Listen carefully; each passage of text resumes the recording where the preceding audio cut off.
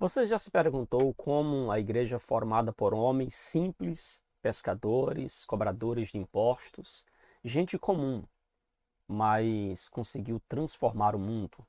Qual foi a força que os sustentou diante de perseguições, de maus tratos e até da morte?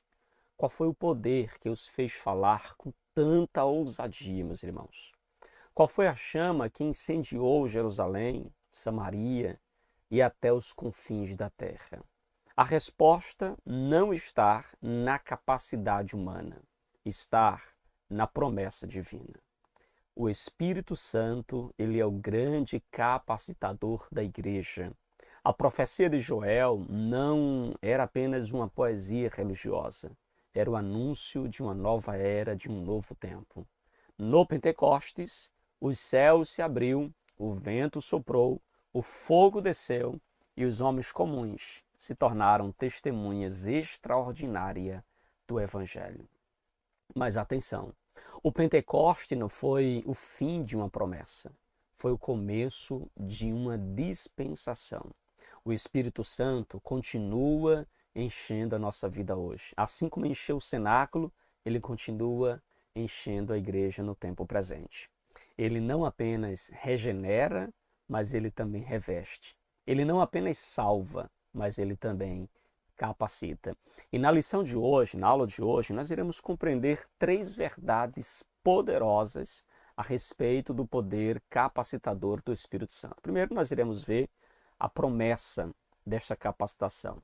Depois, veremos também o cumprimento desta capacitação. E, por fim, falaremos também sobre a continuidade desta capacitação. Então, prepare o coração, porque falar do Espírito Santo não é apenas estudar uma doutrina, é nós abrirmos espaço para uma experiência viva e concreta com Deus. Amém, queridos? Somos juntos para mais uma aula, permitindo o Senhor.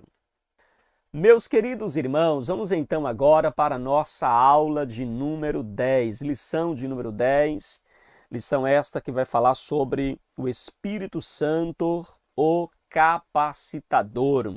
Uma lição muito rica, muito oportuna para o nosso crescimento e para o nosso deleite espiritual. A nossa lição de hoje vai passear aí em alguns textos da Palavra de Deus que são extremamente importantes e relevantes para a nossa meditação, para a nossa reflexão. E nós queremos então já compartilhar com os irmãos o nosso texto áureo e a nossa verdade prática de lição na mão, papel, caneta, Bíblia, esteja com tudo aí na mão para que você faça as suas observações, tá bom?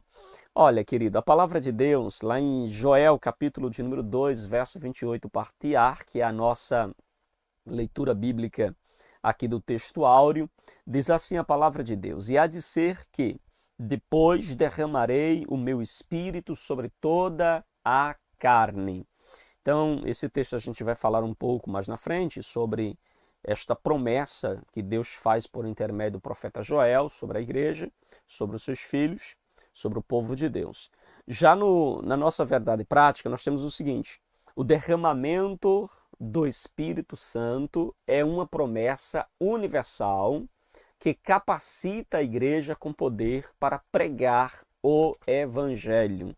Então veja que esse derramamento do Espírito é uma promessa que abrange a todo cristão, a todo crente, e capacita a igreja para que ela possa proclamar e anunciar as verdades do Evangelho. E aí nós temos também a nossa leitura bíblica em classe. Como falei para os irmãos, vamos aqui passear em diversas passagens da Bíblia e nós iremos ler aí Joel, capítulo de número 2, é o nosso primeiro texto da leitura, verso 28 e verso 29. Depois leremos também Atos, capítulo de número 2, verso 1 ao verso de número 4. Depois Atos 8, verso 14 ao verso 17. E por fim, leremos também 1 Coríntios, capítulo 12, verso de número 4 ao verso de número 7, tá bom? Então esses são os textos bases que nós iremos meditar, iremos passear e então expor, né, algumas verdades a partir desses textos da palavra de Deus, tá bom, queridos? Mas eu sempre faço questão de fazer essa leitura, compartilhando com os irmãos, para que você possa, assim, estar compreendendo e entendendo melhor a passagem bíblica. Então vamos lá, vamos fazer aqui a nossa leitura. A lição de hoje demanda um tempinho, então eu quero aqui ser bem breve em alguns pontos para que a gente consiga concluir todo o objetivo e todo o propósito da nossa lição, tá bom?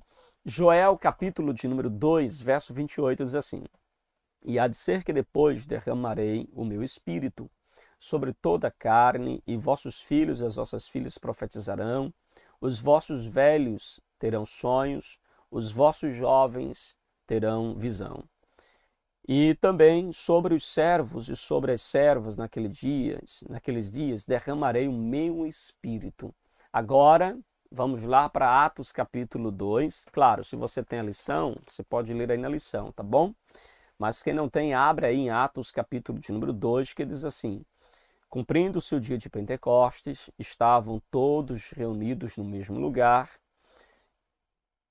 e de repente veio do céu um som como de um vento veemente e impetuoso e encheu toda a casa em que estavam assentados.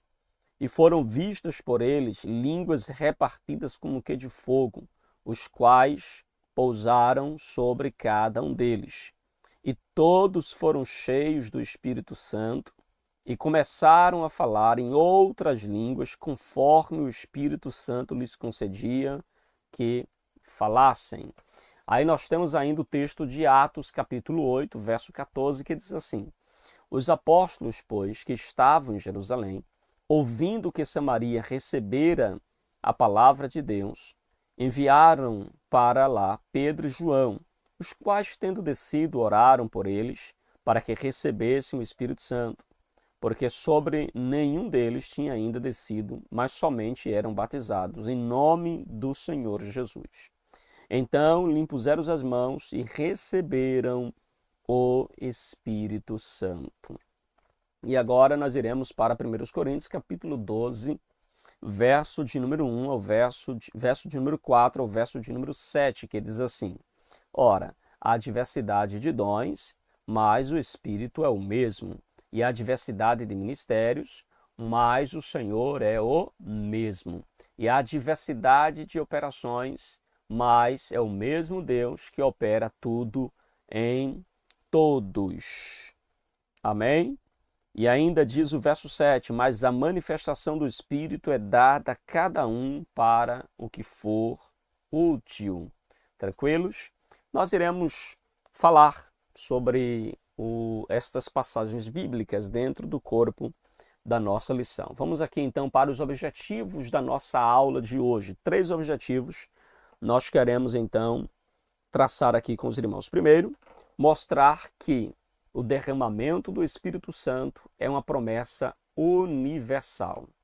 Segundo, explicar que o Espírito Santo concede poder para testemunhar de Cristo. E por fim, destacar que o Espírito Santo distribui dons espirituais com propósito e para a edificação da igreja. Tranquilos, meus irmãos? Ok? Podemos aqui já adentrar na nossa aula de hoje, que fala sobre essa promessa e o cumprimento e a continuidade da promessa do Espírito Santo, da descida do Espírito Santo sobre a vida da igreja. Então perceba que a atuação do Espírito Santo, ela vai além do convencimento do homem do seu pecado, da justiça e do juízo, vai além da regeneração, vai até o momento em que ele nos enche, ele nos capacita, ele nos renova com o seu poder. Então, queridos irmãos, nós iremos trabalhar aqui 3 pontos principais na nossa lição, a começar da promessa que fala exatamente da promessa do derramamento do Espírito Santo. E aqui a gente tem 3 pontos que nós iremos caminhar e, por fim, também falar aqui um pouco sobre a sinopse do nosso ponto de número 1.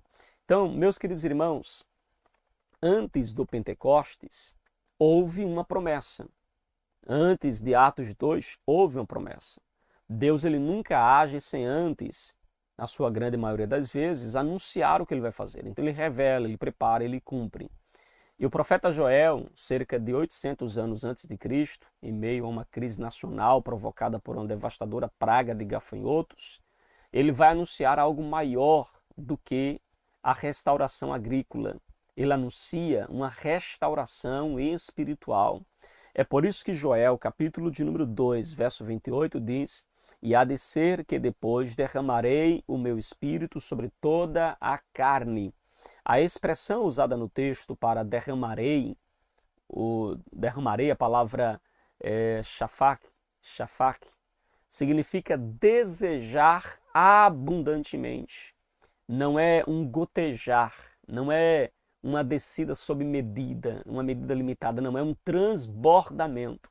Então veja, no Antigo Testamento, o Espírito vinha sobre pessoas específicas e vinha por um tempo determinado. Por exemplo, veio sobre Saul, veio sobre Davi, veio sobre os profetas, para cumprir um determinado propósito. Mas agora, Joel está anunciando algo novo, algo novo. Não seria mais algo pontual, seria algo agora mais abrangente. Então aqui nós temos uma promessa de abrangência universal, como coloca o autor da lição no primeiro ponto do ponto 1, no primeiro subponto do ponto 1. Então veja, o texto diz: derramarei meu espírito sobre toda a carne. A expressão não significa universalismo automático, não é que Deus derramará do seu espírito sobre todo indiscriminadamente, não é isso. Não significa que todos vão receber a promessa do Espírito Santo independente da fé, não é isso que o texto está falando. Mas veja, Joel capítulo de número 2 e o verso de número 32 vai nos esclarecer que todo aquele que invocar o nome do Senhor será salvo. Então veja que este derramar é sobre estes que invocam, portanto é universal na oferta, mas é condicional na recepção. Então veja que aqui há uma quebra de paradigmas culturais, porque no mundo antigo havia separações rígidas, meus irmãos, entre judeus e gentios, entre homens e mulheres, entre jovens e velhos, livres e servos. Havia uma separação muito forte. Mas Joel diz que filhos e filhas profetizarão, velhos sonharão, jovens terão visões, servos e servas receberão o Espírito. Meu Deus! E aí a gente percebe, como afirma John Stott, queridos irmãos, o Pentecoste inaugura a democratização do Espírito. Não é mais privilégio de uma elite espiritual, não é mais privilégio de um grupo específico. Trata-se agora de uma promessa para todo o povo de Deus. Isso mesmo, é uma promessa agora para toda a igreja. É para todo aquele que invocar o nome do Senhor. Todos que invocam podem receber essa promessa. E aí nosso autor ainda fala sobre uma promessa com ação sobrenatural, no nosso segundo subponto do ponto 1. Então veja, Joel menciona profecias, sonhos, visões, e veja que esses três elementos apontam para a revelação divina. No contexto bíblico, sonho e visões eram meios legítimos pelos quais Deus se comunicava com o homem. Mas atenção, veja que o foco aqui não é o fenômeno do sonho. O foco aqui é o Deus que fala por meio de sonho. O foco não é a visão em si. O foco é o Deus que fala por meio da visão, compreende? Por isso que em 1 Coríntios, capítulo 14, versículo de número 3, Paulo nos explica que a profecia tem três propósitos. Quais são os três propósitos da profecia? Você sabe? Primeiro, edificação. Segundo, consolação. E terceiro, exortação. Ou seja, o sobrenatural não é espetáculo, meus irmãos, não é show. O sobrenatural que vem sobre nós é para serviço. Como diz o pastor Hernandes Lopes, onde o Espírito de Deus ele é honrado, onde a palavra de Deus é exaltada, Cristo lhe é glorificado. Amém? Então o Espírito não promove confusão, ele promove edificação. Em terceiro lugar, uma promessa para os últimos dias. Joel, ele fala categoricamente no verso 29, parte B, naqueles dias derramarei do meu espírito. E lá no versículo, na continuação, diz nos últimos dias. Então veja que essa expressão, naqueles dias e naqueles dias e nos últimos dias, é uma referência direta também a esta promessa para o fim do tempo. Quando a gente ler, por exemplo, Atos capítulo 2, verso 17, Pedro, ele interpreta claramente a expressão nos últimos dias, e nós vemos ali uma referência a um momento em que começará, né, ou que se dará a plenitude do Espírito Santo. Agora veja, a expressão últimos dias, usada tanto por Joel como também pelo apóstolo Pedro, é importante lembrar que essa expressão, ela se refere ali desde o período da primeira vinda de Jesus. Desde a primeira vinda de Jesus, já se começa aí esse último dia, esse momento em que o Espírito começa a ser derramado sobre nós, claro, especificamente ali em Atos capítulo 2, mas perceba que os últimos dias começaram com a primeira vinda de Cristo. Vimos nesse tempo, meus irmãos, aí a dispensação da graça. Nós temos agora esta dispensação, nós vivemos esse tempo. O derramamento não foi um evento isolado, não foi um evento que ficou apenas nos anais da história, mas na verdade o derramamento do Espírito Santo, ele é o início de uma nova era, entende? É o início desta era, deste último dia, desses últimos dias. E aí nós temos o texto de Efésios, capítulo de número 1, versículo 13, que diz que nós somos selados com o Espírito Santo. Em Atos capítulo 2, mostra que nós somos revestidos com poder. E aí é uma diferença que eu vou falar mais na frente, mas uma coisa é você ser selado e outra coisa é você ser revestido de poder. Selado é um momento, acontece no momento da conversão, e o revestimento de poder acontece ou no momento da conversão ou pode acontecer ao longo da nossa vida cristã. Então nós somos selados para pertencer e nós somos revestidos para servir ao reino. Não esqueça isso. Selados para pertencer a Jesus, para pertencer ao reino e revestidos para servir ao reino. Então, o Pentecoste não foi um ponto final. O Pentecoste foi um ponto de partida. Ao contrário do que muita gente pensa, de que ali foi um evento único e isolado que não se repete mais. Claro, não se repete no mesmo aspecto, né, como aconteceu lá em Atos 2, o Espírito Santo não precisa descer mais como desceu lá em Atos 2, mas ele já está na vida daqueles que confessam a Jesus como seu Senhor, ele passa a habitar e pode aí revestir-nos de poder para nos preparar para uma determinada missão na obra de Deus, no Evangelho, na pregação do Evangelho. Então guarde aqui 3 coisas extremamente importantes que nós aprendemos aqui neste ponto de número 1. Primeiro, nós aprendemos sobre a abrangência desta promessa. Ela é para todos os que invocam o nome do Senhor. Nós aprendemos também sobre a ação, que tem como um propósito a manifestação do poder do Espírito Santo.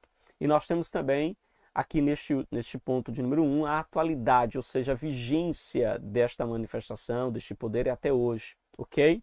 Então veja que nós temos aqui uma promessa universal, nós temos aqui uma manifestação sobrenatural e nós temos também o cumprimento contínuo desta promessa para a vida da igreja. Tranquilo, meus irmãos? E aí, é claro, a gente precisa também extrair algumas lições importantes para a nossa vida espiritual. E a primeira lição que eu quero destacar com você sobre como você pode aplicar essa verdade à sua vida é que este ponto de número 1 nos mostra a importância de nós buscarmos a promessa com fome espiritual. Busque revestimento de poder. Porque se é para todos os que invocam, então, o que é que nós estamos fazendo de boca fechada, de braços cruzados? Devemos invocar o nome do Senhor. Não viva uma fé seca, não viva uma fé árida, não viva uma fé morna. Ore por plenitude, busque poder do alto, deseje ser cheio do Espírito Santo, compreende? Deseje mais de Deus, deseje transbordar do Espírito Santo, não fique na margem, mergulhe, amém? Uma outra lição que nós aprendemos aqui no ponto de número 2 é que nós devemos valorizar a ação do Espírito Santo sem perder, obviamente, o equilíbrio bíblico. Desejo sobrenatural, mas submeta tudo à Escritura. Porque o Espírito Santo jamais ele vai agir na minha e na sua vida contrariando a palavra que ele mesmo inspirou. E aí vale um recado importante. Cuidado com alguns movimentos que parecem pentecostais, mas são neopentecostais, que não tem nada a ver com o pentecostalismo clássico e que muitas vezes, meus irmãos, colocam a experiência com o Espírito, né, entre aspas, como se fosse mais importante do que a revelação dada pelo Espírito por intermédio da palavra para nós. Uma outra lição que a gente aprende também é que nós precisamos entender que esta promessa faz parte também da nossa vida. Esta promessa também diz respeito a nós. Não importa a sua idade, não importa a sua posição social, não importa a sua história. Se você pertence a Cristo, a promessa também é para mim. A promessa também é para você, ok? Uma outra lição que a gente aprende aqui também, que é importante a gente aplicar, é que nós devemos viver com consciência escatológica. Estamos já nos últimos dias. Veja que o tempo é urgente. O Espírito foi derramado para missão, meus irmãos. Não fomos chamados para conforto. Nós fomos chamados para testemunhar de Jesus. Meus irmãos, o Deus que prometeu é o Deus que cumpre. A promessa não ficou no passado, ela pulsa também no presente. O Espírito foi derramado e ele continua sendo derramado sobre a nossa vida. Que não sejamos apenas estudantes de uma promessa, estudantes apenas da teoria ou de algo a respeito do Espírito, mas que possamos ser participantes desta promessa. Que possamos mergulhar nesta promessa e sermos assim revestidos com o poder do alto. Tranquilos? Queridos, a nossa sinopse do ponto 1 diz assim: a promessa do Espírito Santo é universal, como nós falamos, ela é abrangente, atua e se cumpre em todos os que invocam o nome do Senhor Jesus. Amém? Resumindo aí o que a gente acabou de abordar com os irmãos. E aí agora a gente precisa aqui avançar para o nosso ponto de número 2. E aqui requer uma certa atenção, vou me demorar um pouco aqui, porque há muito que a gente precisa comentar e falar e explicar para deixar bem esclarecido também aos irmãos. Mas agora nós iremos falar sobre o cumprimento, poder para testemunhar. Meus irmãos, a promessa sem cumprimento, ela gera então frustração. Mas Deus, ele não é, obviamente, o homem para mentir, nem filho do homem para que se arrependa. O que ele prometeu por Joel, aquilo que ele confirmou pelos profetas e anunciou pelos evangelhos, ele cumpriu no dia de Pentecostes. Então, Atos capítulo 2 começa dizendo: cumprindo-se o dia de Pentecostes. Pentecostes era uma festa judaica chamada Shavuot, que era celebrada 50 dias após a Páscoa e era uma das festas principais em Jerusalém. Jerusalém estava naqueles dias cheia, vindo pessoas ali de várias nações, de várias regiões. E veja que Deus escolheu esse dia estratégico, uma cidade cheia, povos reunidos, um momento histórico na nação de Israel, e então o céu invade a terra. Deus manda o Espírito Santo. E aí o nosso primeiro subponto do ponto 3 é assim: o Espírito Santo veio com poder do alto. Jesus, ele havia dito em Lucas capítulo de número 24, versículo 49, ficai, porém, na cidade de Jerusalém, até que do alto sejais revestidos de poder. A palavra revestidos no grego, endior, significa vestir-se completamente, como quem coloca uma roupa que cobre todo o corpo. Veja que não é uma adorno espiritual, é uma capacitação indispensável para nós. A palavra poder, esse poder prometido aqui, é chamado de dunamis. Dunamis não é apenas uma energia interior, na verdade se trata de um poder em ação, como afirma a Bíblia de Estudo Pentecostal, meus irmãos. Dunamis é o poder que se manifesta com autoridade, cura e ousadia. Em Atos capítulo de número 1, versículo 8, esclarece exatamente esse propósito. mas recebereis a virtude do Espírito Santo que há de vir sobre vós e ser-me-eis testemunhas. E aí segue, tanto em Jerusalém, Samaria, na Judéia, até os confins da terra. Então veja que o foco não é a experiência em si, o foco é a missão que a experiência vai nos dar. Então veja que o Espírito não foi dado para entretenimento espiritual, como a gente vê, meus irmãos, infelizmente, em muitos lugares. O Espírito Santo não foi dado para entreter, não foi dado para diversão, não foi dado para brincar, não foi dado para gravar, não foi dado para gerar ibope. Não, queridos. Ele foi dado para testemunhar. Foi dado para ser uma testemunha eficaz, queridos. Amém? Então, cuidado com esses cultos, com esses ambientes que, infelizmente, parece mais um ambiente de entretenimento espiritual do que, de fato, uma manifestação do Espírito Santo. John Stott ele escreveu, queridos, que o Espírito Santo ele é essencialmente o Espírito missionário. Então ele nos reveste, nos enche para pregar o Evangelho. Ele capacita a igreja para proclamar Cristo, meus irmãos. Ok? Aí o autor também fala sobre sinais da descida do Espírito Santo. Em Atos capítulo 2, verso 2 ao verso 3, descreve 2 sinais. A Bíblia fala de um som, como de um vento impetuoso, e a Bíblia fala de uma língua, de línguas, como que de fogo. Não é que teve ali um vento no cenáculo, e também não é que teve um fogo literalmente no cenáculo. Veja, era apenas o barulho como de um vento e o estralar de línguas como o estralar de um fogo, entende? O vento no Antigo Testamento simboliza o sopro criador de Deus.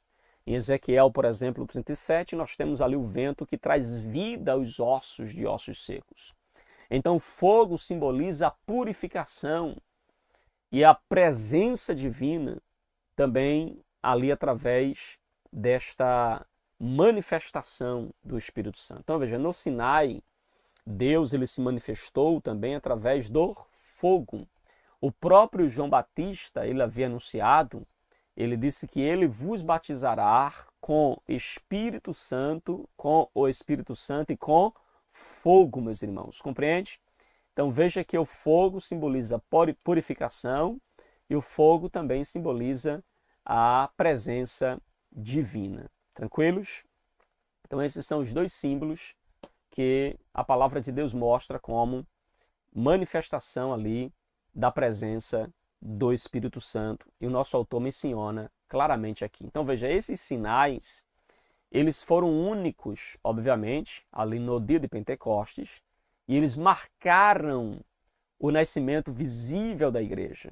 Quando a gente lê Efésios capítulo 1, versículo 22 e versículo 23, o texto nos lembra que o corpo de Cristo foi inaugurado, meus irmãos, inaugurado.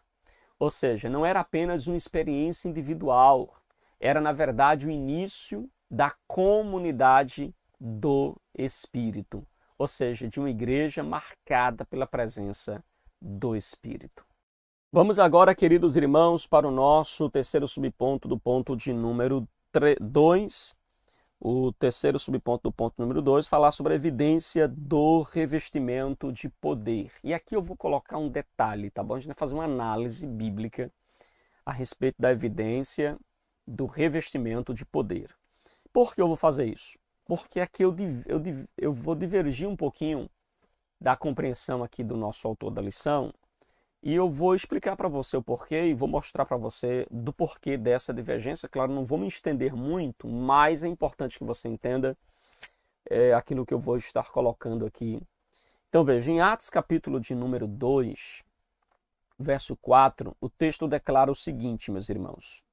O texto fala o seguinte: e todos foram cheios do Espírito Santo e começaram a falar em outras línguas, conforme o Espírito lhe concedia que falassem. De fato, o falar em outras línguas aparece explicitamente em pelo menos 3 episódios no livro de Atos.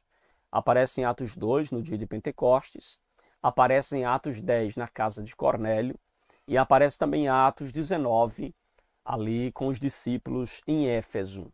Então vejam, por essa razão, por está cheio do Espírito Santo, e na sequência haver ali uma manifestação em línguas, muitos mestres pentecostais afirmam que o falar em línguas é uma evidência física inicial do batismo no Espírito Santo. Repito, muitos mestres pentecostais, líderes pentecostais afirmam que o falar em línguas é a evidência inicial do batismo no Espírito Santo. Entretanto, queridos, quando a gente analisa o testemunho bíblico, Atos dos Apóstolos, percebemos que o texto não estabelece essa experiência como a única evidência possível do revestimento de poder.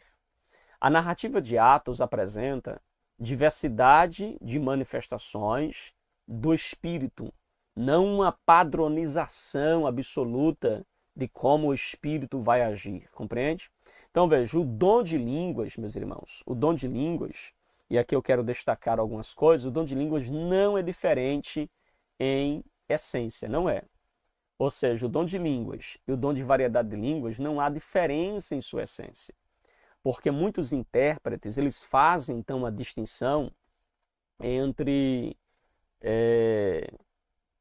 a evidência, né, assim, a línguas como evidência do batismo do Espírito, e o texto lá de 1 Coríntios capítulo 12, que fala de variedade de línguas. Então ele faz uma diferença entre o dom de línguas, de Atos 2, e o dom de variedade de línguas em 1 Coríntios capítulo 12. Entretanto, o texto bíblico não apresenta duas naturezas diferentes de línguas. Não apresenta. Eu já li várias vezes Atos, 1 Coríntios 12, 13, 14, não vejo isso.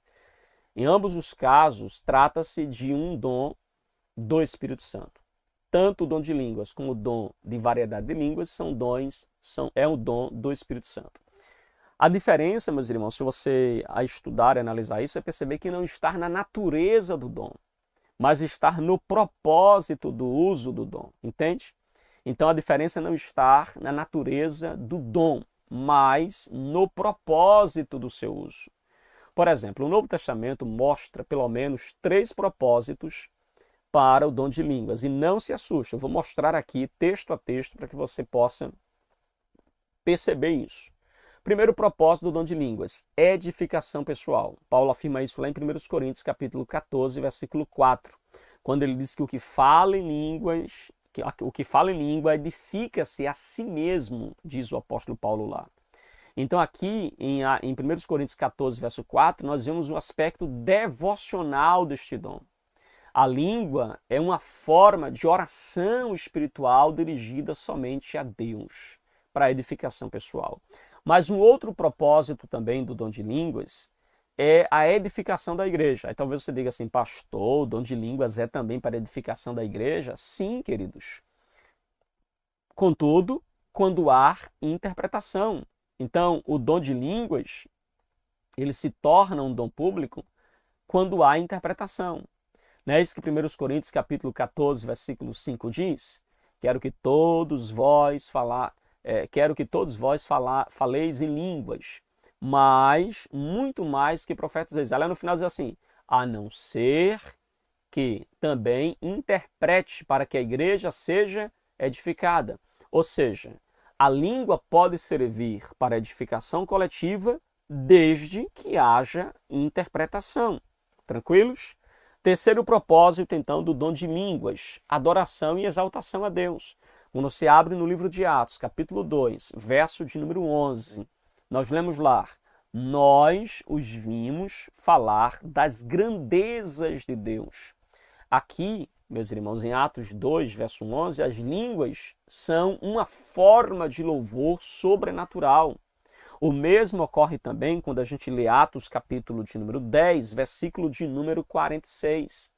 Quando o texto diz, pois ouviam falando em línguas e engrandecendo a Deus. Veja, aqui o dom de línguas aparece como oração, é isso? Aparece como edificação e aparece como adoração. Entendeu, meus irmãos? Compreende? Então tem esses 3 propósitos do dom de línguas. Mas o texto bíblico não afirma que seja a única evidência do revestimento do Espírito Santo, o falar em línguas. Entende? A Bíblia não afirma, eu não consigo enxergar isso. A Bíblia dizendo assim claramente, ou eu sei que os irmãos fazem essa aplicação a partir de Atos 2, de Atos 10 e de Atos 19, de que a evidência inicial do batismo, do revestimento de poder, é o falar em línguas. Mas, queridos irmãos, Atos mostra outras evidências também do revestimento, e isso eu quero mostrar para você. O livro de Atos registra várias ocasiões em que pessoas foram cheias do Espírito Santo, e eu não consigo ver diferença entre ser cheio e ser revestido, certo? Mas veja que o texto, embora fale deles terem sido cheios do Espírito, não menciona que eles tenham falado em línguas, ok?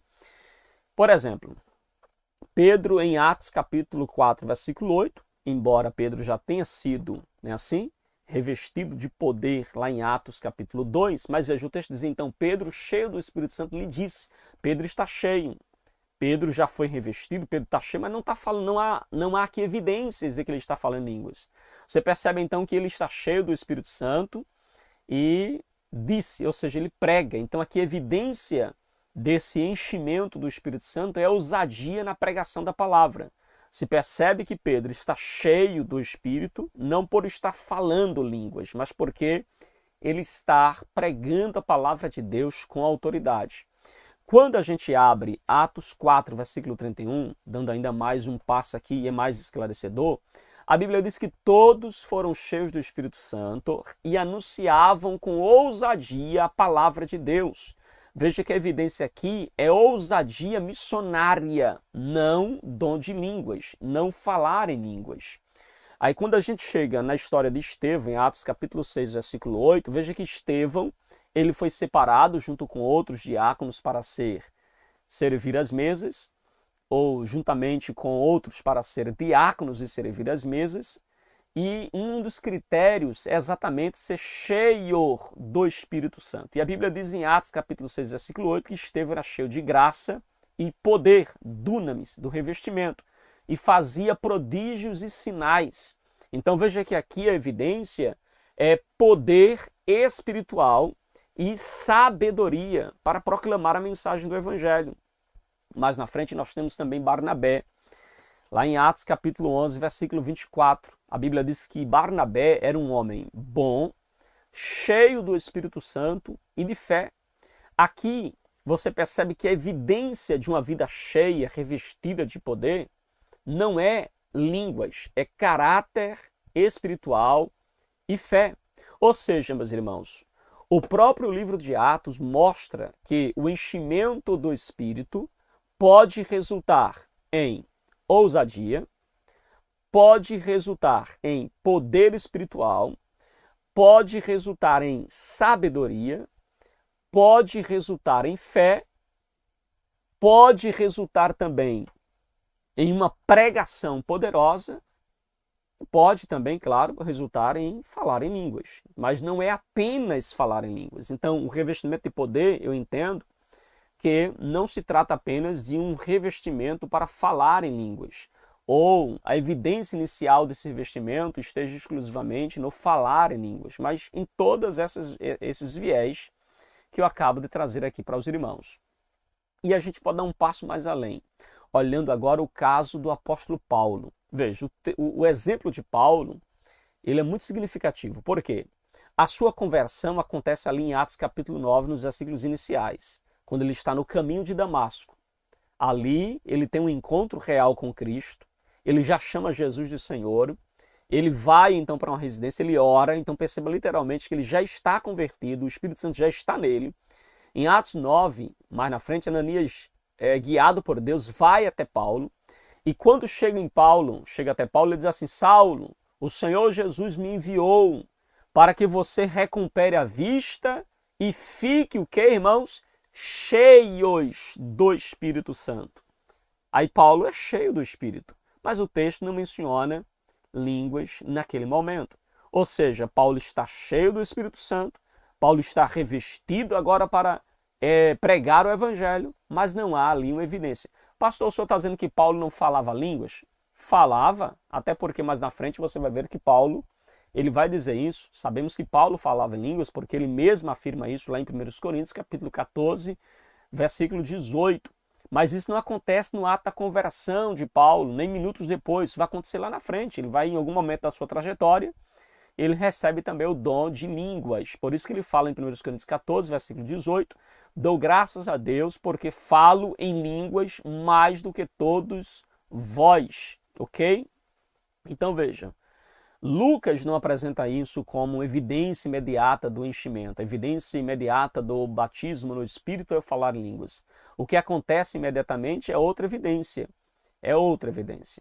Você vê então em Atos capítulo 9, versículo 20, que logo nas sinagogas pregava Jesus com autoridade, né? Assim pregava Jesus, que é o Filho de Deus. Paulo pregava o evangelho com autoridade e com poder. Então a evidência dessa manifestação do Espírito Santo na vida do apóstolo Paulo foi dada exatamente no testemunhar. Foi poder para pregar o evangelho. Então, inicialmente, quando Paulo fica cheio do Espírito Santo, ele fica revestido para pregar o Evangelho, para testemunhar do Evangelho. Compreende? Então, meus irmãos, ainda pontua aqui, o selamento e o revestimento são realidades distintas. Uma coisa é você ser selado, outra coisa é você ser revestido. Já falei isso, inclusive, lá no início, não foi? Então, em Efésios capítulo 1, versículo 3, nós temos ali que nós somos selados com o Espírito Santo da promessa. Isso acontece no momento da conversão, ok? Ou seja, indica posse, indica a garantia de salvação, indica que a gente pertence a Deus. Já o revestimento, ele está ligado à capacitação para o ministério. Por isso que Atos capítulo 1, versículo 8 diz: recebereis a virtude do Espírito Santo que há de vir sobre vós e ser-me-eis testemunhas. Então veja que em Atos capítulo 1, versículo 8, é diferente do selamento lá de Efésios capítulo 1. Selamento é posse, revestimento é capacitação, entende? Nem todo crente revestido manifesta o Espírito da mesma forma. O Espírito ele é soberano em suas operações. Ele age como ele quer, compreende? E por fim, meus irmãos, o Espírito Santo não pode ser reduzido a um único sinal. Não pode. Quando você diz que o enchimento do Espírito Santo é marcado inicialmente pela evidência de falar em línguas, parece até que você está dizendo que o Espírito Santo ele está reduzido, né, a agir inicialmente ali de uma única forma, que é com a evidência em falar em línguas. Vejamos então 1 Coríntios capítulo de número 12, verso de número 11, que diz assim: mas um só e o mesmo Espírito realiza todas essas coisas, distribuindo a cada um individualmente conforme ele quer. Então perceba que o Espírito Santo ele é soberano na distribuição dos dons e ele é quem vai operar essas coisas, ou todas estas coisas, distribuindo-a particularmente a cada um como quer. Então o Espírito Santo não age de forma mecânica, ele age de forma soberana, meus irmãos. Se nós reduzimos o agir do Espírito Santo a uma única manifestação, nós corremos aí um risco, então, de limitar aquilo que a próprias Escrituras apresenta acerca do Espírito Santo, que apresenta ele como um ser que age na diversidade, na manifestação de vários dons espirituais, ok? A W. Tozer, ele diz que podemos estar salvos, porque nós somos selados, né, assim, mas não necessariamente revestidos de poder para impactar o mundo. Aqueles que confessam a Jesus, meus irmãos, eles foram selados, mas não necessariamente foram revestidos de poder para impactar a sociedade e o mundo ao seu redor. Então veja, querido, que o verdadeiro revestimento do Espírito se manifesta em uma vida transformada, ousadia no testemunho e poder espiritual para cumprir a missão dada pelo Espírito Santo. Tranquilos? Então, meus irmãos, falar em línguas é sem dúvida uma manifestação legítima e bíblica, pois a Bíblia mostra que é uma ação do Espírito Santo. Mas o Novo Testamento não apresenta esse fenômeno como a única evidência universal do revestimento de poder. O próprio livro de Atos, como nós mencionamos, mostra que o enchimento do Espírito pode resultar em ousadia na pregação, em poder espiritual, em fé, em sabedoria, em manifestações sobrenaturais diversas. Portanto, meus irmãos, o foco bíblico não é um sinal específico, a evidência em falar em línguas, mas é a capacitação dada pelo Espírito Santo para cumprir a missão de Cristo. Então, o Espírito Santo não foi dado apenas para produzir experiências espirituais. Ele foi dado para transformar vidas, para impulsionar a igreja na missão de testemunhar Jesus ao mundo, compreende? Tranquilos? E aí, meus queridos, a gente vai avançando aqui agora para o nosso ponto de número, nossa sinopse, não é isso? A sinopse do nosso ponto de número 2, que diz assim: no Pentecostes, o Espírito Santo desceu com poder, capacitando os crentes para testemunhar com ousadia. Amém, meus irmãos? Agora me permita fazer algumas aplicações. Primeiro, o que é que nós aprendemos a partir desse ponto de número 2? Primeiro, não tente viver e realizar a missão com a sua força, porque a força para realizar a missão no reino de Deus nasce do Espírito Santo. A igreja nasce no poder do Espírito, não na estratégia humana. A igreja cresce na dependência do Espírito e não na capacidade pessoal daqueles que o fazem.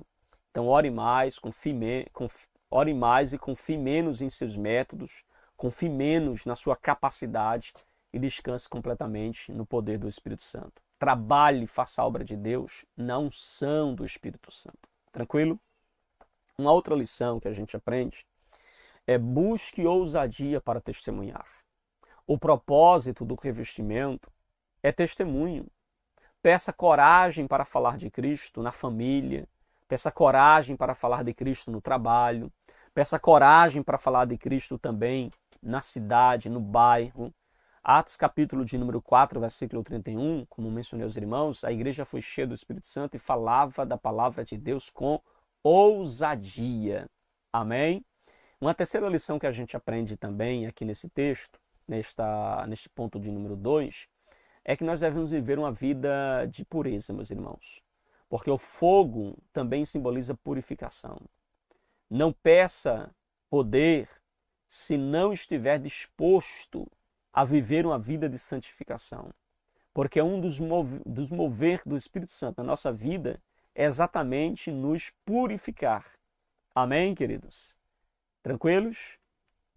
Queridos, agora vamos para o nosso ponto de número 3, tá bom? Já concluindo aqui a nossa lição, caminhando para o término, ponto de número 3, onde falaremos sobre a continuidade do derramamento do Espírito Santo. Meus irmãos, o Pentecostes não foi um fogo, né, de artifício espiritual, não foi. Foi um acender de uma tocha que atravessa séculos. O que aconteceu lá em Atos capítulo 2 não foi apenas um capítulo bonito na história da igreja. Foi, na verdade, a inauguração de uma realidade permanente. O Espírito Santo, que foi derramado lá em Atos 2, continua derramando poder, continua distribuindo dons, continua edificando a igreja. E agora, Paulo e Lucas nos ajudam, meus irmãos, a entender exatamente isso. A promessa não ficou presa lá em Jerusalém. Ela atravessou fronteiras, ela atravessou culturas, ela atravessou gerações. E aí, nosso autor da lição, ele vai pontuar a extensão da promessa do Espírito Santo, a extensão da promessa do Espírito Santo. Em Atos capítulo 2, versículo 38 e 39, é muito decisivo para nós entendermos isso. Pedro prega, meus irmãos, e chama a igreja ao arrependimento. Perceba que a pregação de Pedro ali, ele então afirma assim: recebereis o dom do Espírito Santo, porque a promessa vos diz respeito a vós e aos vossos filhos. Então veja que esta palavra que Pedro usa aqui no versículo 38 do capítulo 2, perceba que literalmente uma ordem, inclusive. Pedro fala de arrependimento, Pedro fala de batismo nas águas, e aí conclui falando sobre a promessa do Espírito. A expressão dom do Espírito aqui não é apenas a presença regeneradora do Espírito Santo na conversão, porque Pedro está conectando esse dom ao cumprimento de Joel, ao revestimento prometido por Jesus. Então veja que ele diz: a promessa é para vós e para os vossos filhos.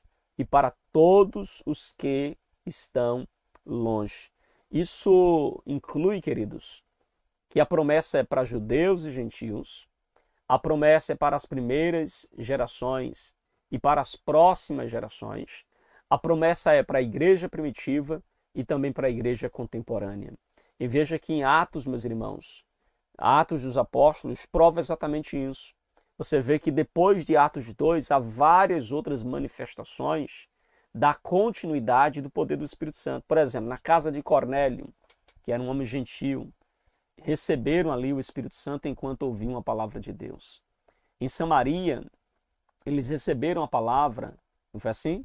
Eles receberam o Espírito Santo logo após a conversão, ou seja, por meio da imposição de mãos ali dos apóstolos. Na cidade de Éfeso, também, eles receberam ali o Espírito Santo, a manifestação do Espírito Santo, logo após serem instruídos e crerem. Então veja que o derramamento do Espírito Santo não é um episódio isolado que acontece ali em Atos 2 e foi sepultado, não. Ele se repete em diferentes contextos e lugares. Como disse o grande reformador Martim Lutero, Deus não é um Deus de ontem, ele é um Deus vivo e atuante. Amém? Então isso se aplica, meus queridos, ao agir do Espírito na vida da igreja. Amém, queridos? Tranquilos? O nosso segundo ponto, o nosso segundo subponto do ponto 3, o nosso autor fala sobre o Espírito opera com diversidade e unidade. Então aqui, queridos, em Atos capítulo de número, o texto de 1 Coríntios, capítulo de número 12, versículo 4 a versículo 6, Paulo diz que há diversidade de dons, mas o Espírito é o mesmo. A palavra diversidade é uma palavra grega, a palavra diareses, que significa variedade, significa distribuição em diferentes medidas. Então veja que o ponto central aqui é que há uma grande variedade, mas a fonte, meus irmãos, é uma só, é o Espírito. Então o Espírito Santo distribui os dons, o Senhor Jesus dirige ministérios e Deus, ele realiza as operações. Então perceba aqui a Trindade agindo, o Espírito agindo, o Senhor agindo e Deus, o Pai, também agindo. Então a Trindade inteira está trabalhando para a edificação da igreja. Isso destrói dois extremos. Primeiro, a ideia de uniformidade. Ninguém precisa ser cópia, meus irmãos, de ninguém. Nós não precisamos ser uniforme, né? Ter uniformidade com alguém. Nós precisamos ter unidade, mas não uniformidade. Um outro extremo é a rivalidade. Os dons diferentes, eles não são dados para competições, eles são dados para complementação, são peças de um quebra-cabeça, compreende? Por isso que o pastor Hernandes Lopes, ele costuma dizer em suas prelações, em suas pregações, que uma igreja madura é aquela que entende que os dons não são medalhas, são ferramentas. E Paulo completa lá no verso de número 7, ele diz que a manifestação do Espírito é dada a cada um para o que for útil. Note bem, não é que Deus dá a manifestação do Espírito Santo para a nossa vaidade, não é para nosso palco, não é para fazer palco, fazer show, não. O Espírito Santo nos é dado e a sua manifestação nos é dada para a utilidade espiritual.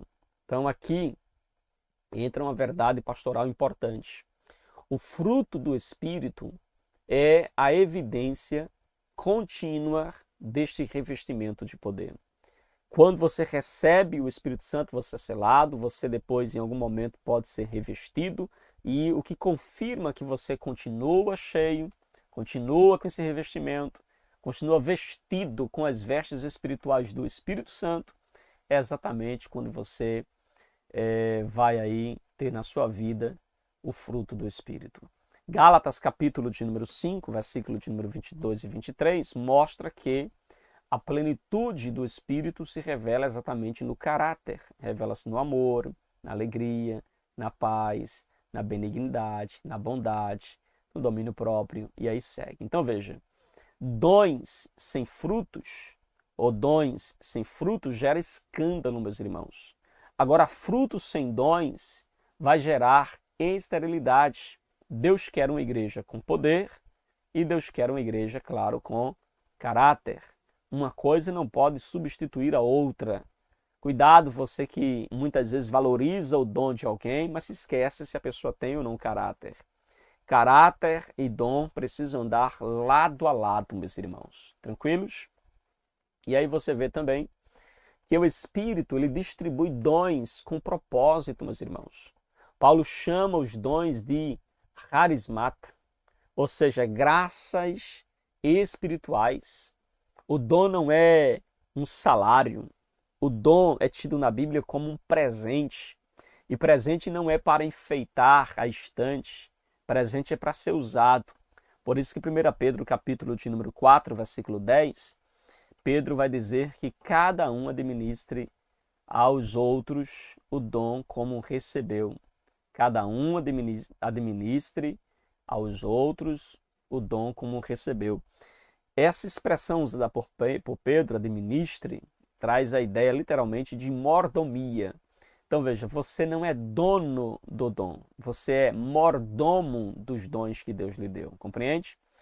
E Paulo mostra dois cuidados, meus irmãos, porque o dom pode produzir soberba, se você não tiver aí cuidado com a sua vida espiritual, e o dom também pode produzir negligência. A soberba é quando você diz assim, olha como eu sou usado, olha como eu sou instrumento, olha como eu faço melhor, olha como eu tenho habilidades, dons espirituais para fazer isso ou aquilo. Isso é soberba. Já a negligência é quando você diz assim, eu não vou servir, eu também não vou me envolver, eu não vou nem me mexer, quem quiser que faça. Ou seja, você está sendo negligente com aquilo que Deus confiou a você.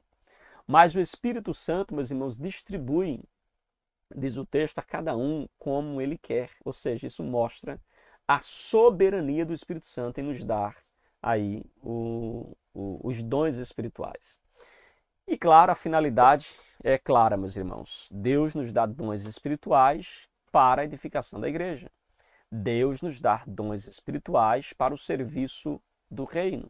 Deus nos dá dons espirituais para nós glorificarmos a Cristo. Amém, queridos? John Orvin, um teólogo puritano, dizia que os dons do Espírito são dados para exaltar Cristo e fortalecer o corpo, não para inflar o ego do homem. Amém, meus irmãos? Guarde 3 palavras que vai te ajudar aí a absolver e entender melhor esse ponto de número 3. 3 palavrinhas. Primeiro, extensão. A promessa alcança a todas as gerações. Aonde houver alguém que invoca o nome do Senhor, ele está debaixo dessa promessa. Segunda palavra, unidade. Muitos dons, mas há um só Espírito. Ok?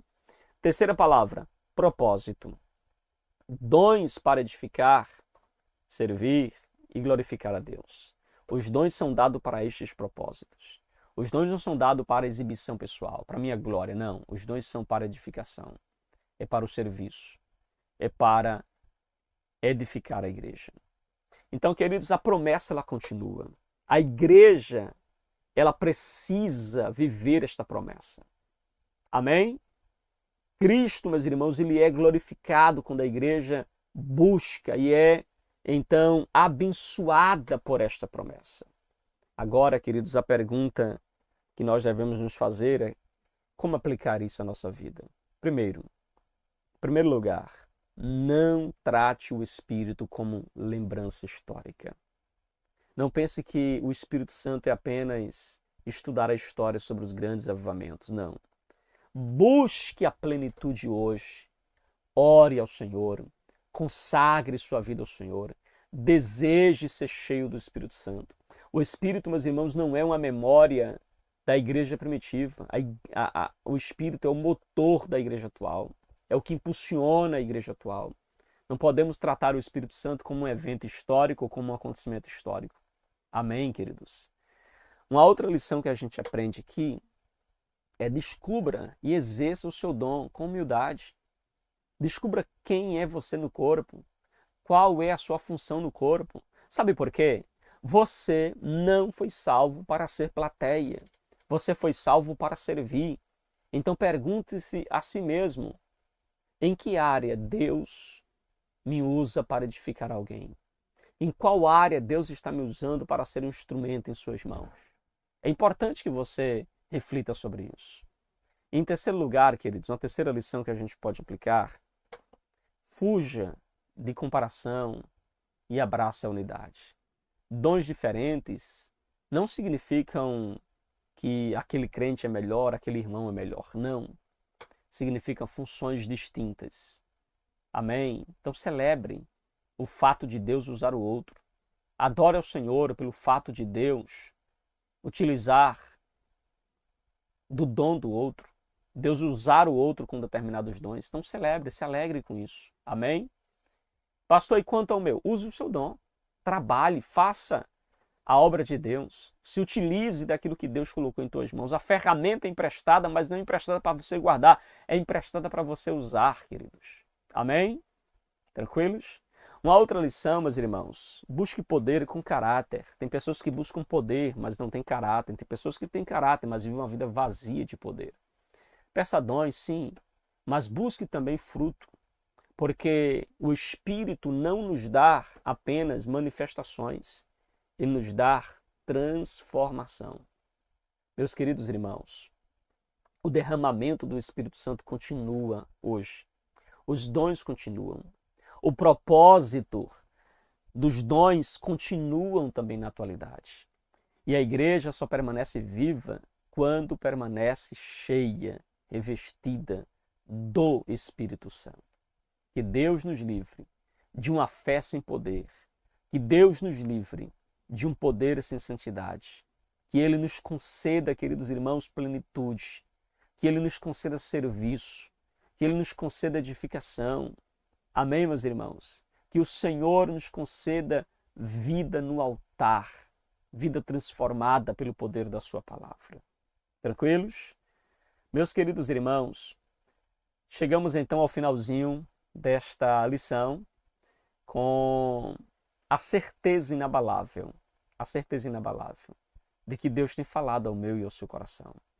Com a certeza de que a igreja não nasceu da força humana. Com a certeza de que a igreja nasceu foi do poder do alto, foi do revestimento do Espírito Santo. O Espírito Santo, meus irmãos, não é um detalhe da fé cristã, não. Ele é o capacitador da missão.